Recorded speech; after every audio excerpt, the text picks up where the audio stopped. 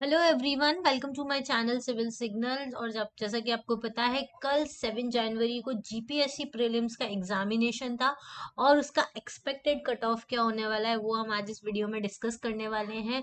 आपने अगर 7 जनवरी का जो एग्जाम दिया था तो आपको पता होगा कि किस टाइप का पेपर आया था। पेपर काफी अच्छा था। पेपर वन जो था वो मॉडरेट लेवल का था। पेपर टू भी काफी अच्छा था, लेकिन बस थोड़ा सा लेंदी था और करंट अफेयर बेस्ड था। ऑब्वियसली करंट अफेयर बेस्ड तो होना ही था, क्योंकि पेपर टू में सब कुछ करंट अफेयर बेस्ड आता है। जैसे कि इकोनॉमी वाला सेक्शन है वो अधिकतर करंट अफेयर्स पे बेस्ड रहता है। साइंस एंड टेक जो आता है वो भी करंट अफेयर्स पे बेस्ड होता है, और एक करंट अफेयर वाला पोर्शन होता है वो पूरा करंट अफेयर होता है। तो जीएस टू जो होता है वो अधिकतर करंट अफेयर बेस्ड ही आता है, और जीएस वन जो होता है वो फैक्चुअल क्वेश्चंस होते हैं। ठीक है। तो जीएस वन और जीएस टू दोनों ही अच्छे आए थे। जीएस वन काफी अच्छा आया था, आप उसमें काफी अच्छा स्कोर कर सकते थे। ठीक है। तो क्या एक्सपेक्टेड कट ऑफ होना चाहिए इस जीपीएससी प्रीलिम्स एग्जामिनेशन का जो 7 जनवरी को हुआ था? अभी तक आपने, अगर आप कल एग्जाम देकर आएंगे उसके बाद आपने काफी कुछ एनालाइज कर लिया होगा। आंसर कीज आपने देख ली होगी, अलग अलग वेबसाइट्स पे आपको आंसर कीज मिल गई, बहुत सारे वीडियोस लोगों ने बनाए हैं आंसर कीज के।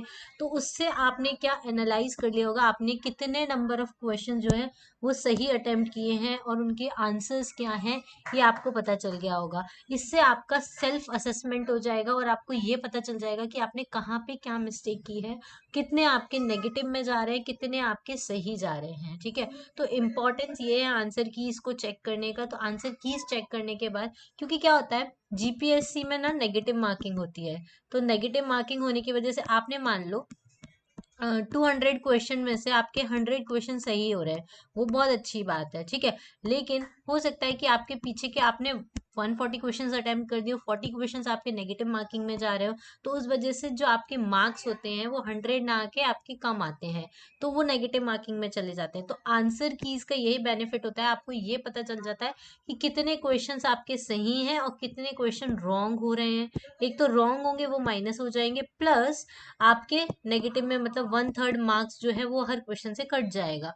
तो ये सारी चीजें होती है, तो ये आपको एनालाइज करना होता है आंसर कीज चेक करने के बाद। ठीक है। उसके बाद आपको ऑफिशियल और अनऑफिशियल दोनों आंसर कीज चेक करनी है। अभी ऑफिशियल आंसर कीज नहीं आई है, जिसको हम प्रोविजनल आंसर कीज बोलते हैं। लास्ट टाइम क्या हुआ था, 8 जनवरी को एग्जाम था और 11 जनवरी को प्रोविजनल आंसर कीज पब्लिश हो चुकी थी जीपीएससी की वेबसाइट पे। और हम लोग भी इसी चीज का वेट करें। मैंने कोई आंसर कीज के अभी वीडियोस नहीं बनाए हैं इंग्लिश मीडियम के स्टूडेंट्स के लिए। गुजराती मीडियम के स्टूडेंट्स के लिए बहुत सारे आंसर कीज के वीडियोस बन चुके हैं, लेकिन मैं चाहती हूँ कि हम प्रोविजनल आंसर कीज से हम अपने आंसर्स को मैच करें। ये ज्यादा हमको फ्रूटफुल रिजल्ट्स देते हैं। ठीक है। तो ऑफिशियल आंसर कीज ऑब्वियसली ज्यादा इंपॉर्टेंट होती है। अनऑफिशियल आंसर कीज पे आप अपने सेटिस्फेक्शन के लिए चेक कर सकते हैं। आप अभी 3 दिन वेट करने की जगह आप ये है कि आप जो भी आपके आंसर्स आए हैं उनको एक बार मैच कर सकते हैं अनऑफिशियल आंसर की से। तो आप बहुत सारे यूट्यूब चैनल्स हैं, आप वहां से देख सकते हैं।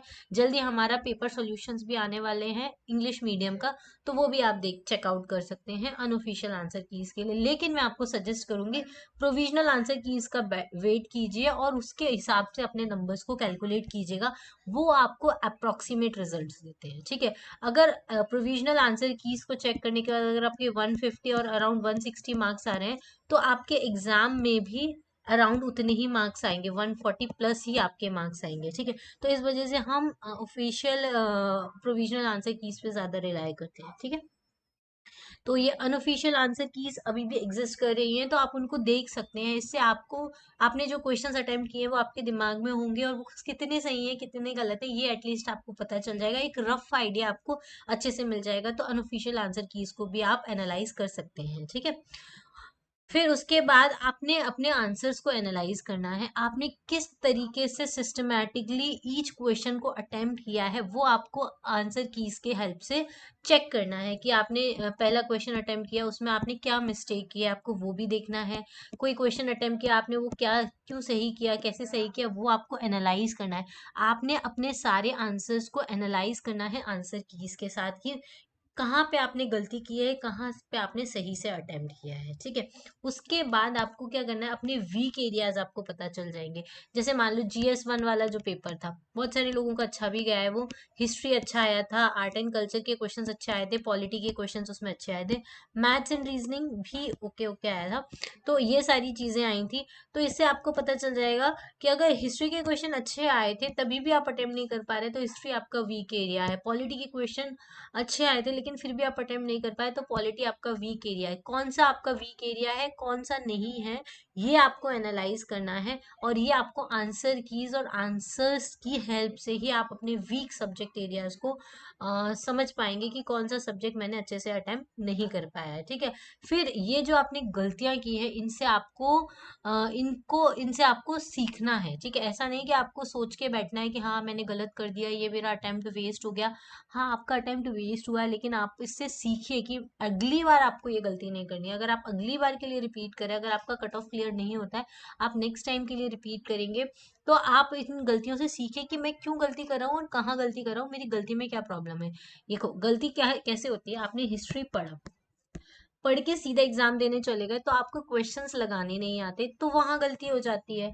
तो आपको क्या करना है, फिर मॉक टेस्ट लगाने हैं, मॉक टेस्ट लगाइए, क्वेश्चन सॉल्व कीजिए, तो आपकी ये गलती को हम सॉल्व कर सकते हैं। या आपने सब्जेक्ट का कोई ऐसा पोर्शन छोड़ दिया है जो इंपॉर्टेंट है और उससे क्वेश्चंस बहुत सारे आए हैं, तो वो आपको अपनी गलती मिस्टेक से सीखना है कि मुझे जो इंपॉर्टेंट टॉपिक्स हैं एटलीस्ट वो नहीं छोड़ने हैं। टॉपिक पढ़ने के बाद मुझे क्वेश्चंस लगाने हैं, ये सारी चीजें इंपॉर्टेंट होती है, और अपनी इन गलतियों से आपको सीखना है, जिससे कि आप नेक्स्ट ईयर का एग्जाम जो है वो क्रैक कर सकें, ठीक है। अब सबसे इम्पोर्टेंट चीज है कि एक्सपेक्टेड कट ऑफ क्या होने वाला है इस साल का। प्रीवियस ईयर का कट ऑफ आपको पता है 180 प्लस गया था, ठीक है। 183 कुछ कट ऑफ गया था मेल कैंडिडेट के लिए, और 164 गया था फीमेल कैंडिडेट के लिए। हमेशा 20 मार्क्स का डिफरेंस आपको देखने को मिलेगा मेल और फीमेल में। इस साल का जो कट ऑफ था, एक्चुअली पेपर 1 लोग बता रहे हैं अच्छा है, मॉडरेट है, मैंने भी देखा काफी अच्छा है पेपर 1। पेपर 2 में करंट अफेयर्स बेस्ड क्वेश्चन ज्यादा है, स्टेटमेंट वाले क्वेश्चन ज्यादा हैं, ठीक है। अगर आप इन दोनों में मिला के भी हम बोले तो अधिकतर लोगों के 150 प्लस आप स्कोर करें। 150 प्लस अगर आपका आता है तो आप सेफ जोन में हैं, ठीक है। 150 प्लस आप अगर आप स्कोर करें दोनों पेपर मिला के, अगर पेपर 1 में आपके 100 सही हो रहे हैं और पेपर 2 में 50 ही सही हो रहे हैं या 60 सही हो रहे हैं, तो भी आप सेफ जोन में हैं। तो अगर आपके कट ऑफ जो है वो 160 से 190 की रेंज में, एक्सपेक्टेड कट ऑफ हो सकता है कि 160 जाए, हो सकता है 170 जाए, हो सकता है 180 के आसपास जाए। ये तीनों रेंज में से कहीं भी जा सकता है। पिछली बार 184 गया था, 184.3 था आई थिंक, एक सेकेंड, हाँ 184.7 था लास्ट ईयर का कट ऑफ, और फीमेल का था 163.56। तो इस बार का कट ऑफ भी अप्रोक्सीमेट इतना ही जाएगा, क्योंकि पेपर का लेवल सेम ही था ऑलमोस्ट। लेकिन ये जो कट ऑफ होता है वो किस तरीके से डिसाइड होता है वो पहले आपको पता होना चाहिए, क्योंकि पेपर कितना टफ आया था उसके हिसाब से कट ऑफ जाता है। अगर पेपर ईजी आया था तो कट ऑफ ज्यादा जाता है। जैसे अगर पेपर ईजी है तो अप्रोक्सीमेट कट ऑफ जो है वो 150 प्लस जाता है। अगर पेपर टफ आता है तो पेपर का कट ऑफ जो है वो 120 प्लस ही जाता है, बस इससे ज्यादा नहीं जाता। इसके पहले के आप पेपर देख लीजिए, 2021 के, 2020 के, उस टाइम का जो कट ऑफ था वो 119, 120, 135 ऐसे भी गया है। इसलिए पिछले 2023 जो जनवरी में एग्जाम हुआ था 8 जनवरी को, उसका जो कट ऑफ था वो 184.77 था। तो इससे आप लगा सकते हैं इस बार का पेपर जो था वो इतना भी ज्यादा टफ नहीं था। तो इस साल भी आपका जो कट ऑफ है वो 160 से 190 की रेंज में जा सकता है इजीली। तो अगर आपके नंबर जो है अनऑफिशियल आंसर कीज के हिसाब से इनके बीच में कहीं लाई कर रहे हैं, तो आप मेंस के लिए तैयारी स्टार्ट कर सकते हैं, ठीक है। मेंस के लिए तैयारी करना स्टार्ट करने में आपका कोई लॉस नहीं है, ठीक है। क्यों लॉस नहीं है, आप मेंस के लिए सेम चीजें तैयार करोगे, बस आप क्या करोगे, क्वेश्चन प्रैक्टिस आपको करनी है, क्वेश्चन राइटिंग की, आंसर राइटिंग की प्रैक्टिस करनी है। सिलेबस सेम है GS1 GS2 GS3 का, सिर्फ आपको इंग्लिश और गुजराती उसके ऊपर वो जो लैंग्वेज पेपर है दोनों के ऊपर अच्छे से प्रैक्टिस करनी है, ठीक है। तो ये सारी चीजें हैं। तो जल्द ही कैलेंडर भी रिलीज हो जाएगा, और जनरली अगस्त में इसका फॉर्म आ जाता है, फिर नेक्स्ट ईयर जनवरी या दिसंबर में इसका एग्जाम होगा। तो इस हिसाब से आपको तैयारी करनी है।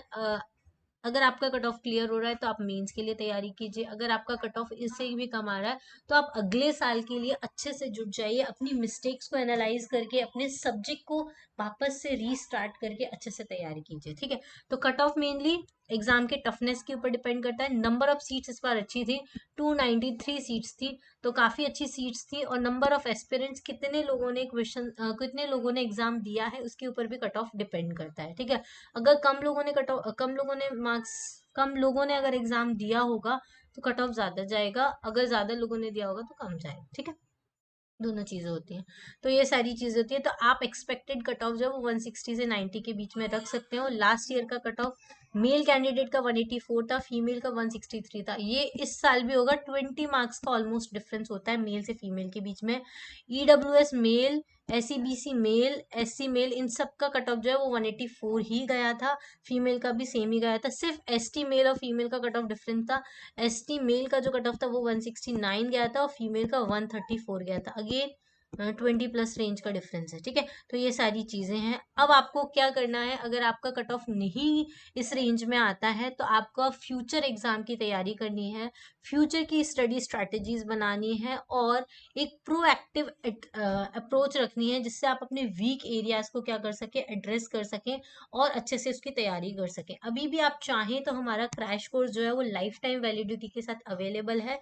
इसके लिए आपको सिर्फ सिविल सिग्नल एप्लीकेशन डाउनलोड करनी है। ये बहुत ही कम रेंज में अभी आपके लिए अवेलेबल है 31 जनवरी तक, ठीक है। 31 जनवरी तक ये कोर्स आपको सिर्फ 1499 में मिलेगा, जिसमें सारे के सारे कोर सब्जेक्ट्स को इंक्लूड किया जाएगा। डाउट क्लियरिंग सेशंस होंगे, प्रैक्टिस क्वेश्चंस होंगे, एग्जाम स्ट्रेटेजी होगी, साथ में आपको फ्री स्टडी मटेरियल दिया जाएगा, ठीक है।